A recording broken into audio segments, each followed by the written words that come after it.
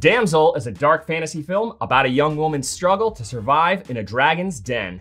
So in this movie, we follow Elodie, played by Millie Bobby Brown. She's the daughter of a nobleman of some sort in a very cold and bleak village. They are given a proposition from a faraway kingdom. Elodie takes their prince's hand in marriage in exchange for a very large sum of gold that would bring great prosperity to their village. But unfortunately, the kingdom pulls a fast one on her, and they attempt to sacrifice her to a dragon. This forces Elodie to fend for her life as she attempts to escape the dragon's lair. So this movie is set up with some very light but charming fairy tale themes, but more than anything, it plays out like a survival horror. It's carried by the stress of Elodie trying to navigate these very dark terrains while trying to keep the dragon off her tail. There is a vast world outside of the caves that we get a glimpse of, but we just don't really get to explore that part of the film nearly as much. The whole second act takes place in the caves, where Elodie discovers very interesting clues and resources that could aid her escape, while the outer world is briefly explored in the first and third acts. I do wish I could say that the cave explorations were more interesting. It's obviously horror-esque and action-packed, but honestly, it was kind of just repetitive. This movie underdelivers in a few different ways, but I think I'll start there. There's a lot of Elodie roaming the caves freely, and then the dragon finds her and goes, "Aha, I'm gonna get ya!" And then she gets away. And he's just like, "I'll get you next time." There are things going on with Elodie's findings between these chases. Some of it was kind of interesting and has some payoff, but other bits were honestly just a bit dull and meaningless. There are some foreshadows in the first half of the movie that they felt the need to remind us of when the thing that they were foreshadowing came to fruition, you know, to just show us how smart they are at plotting the story. It is so annoying when movies do that because you can allude to something happening without later being like, "Yeah, you know, remember that thing we showed you earlier? Here is the payoff for that." Pretty awesome, right?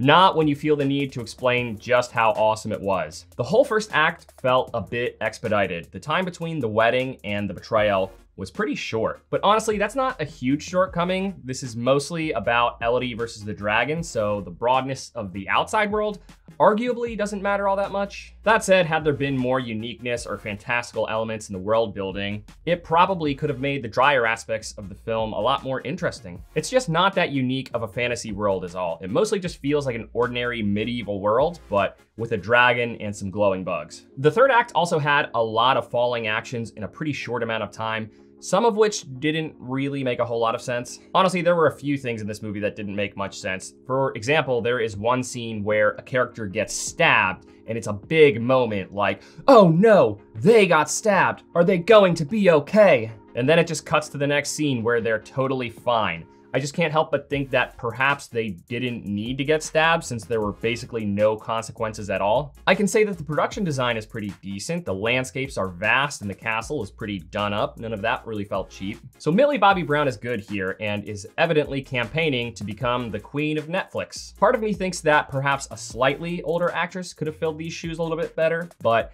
nevertheless, she still works in the role and gives a good performance. Her character is very admirable. Elodie is very kind-hearted and brave, but honestly, she doesn't really have a lot of character depth. The most we see beneath the surface level stuff is some very light dialogue of her missing her biological mother. I just can't help but think that perhaps there could have been more conflict and struggle for her to face beyond the dragon. The rest of the cast is there.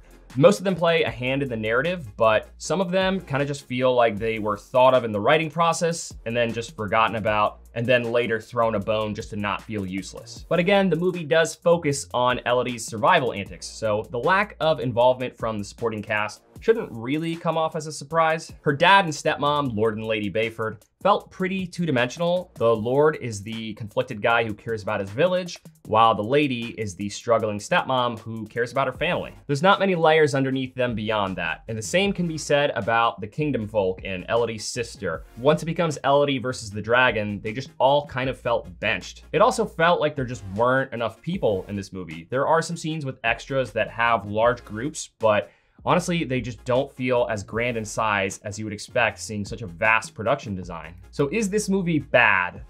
No, it has a cohesive story with some intrigue and some believable characters, but overall, it does feel a bit second-rate. It's a fine and watchable movie, it just isn't really amazing. I think with more time cooking up the screenplay, it could have been so much more. If you're just looking to throw on a movie to play in the background while you're doing something else, say for an example, scrolling through your phone or, watching movie Muse videos, then this could be a good one for that. I just wouldn't expect a Lord of the Rings level epic.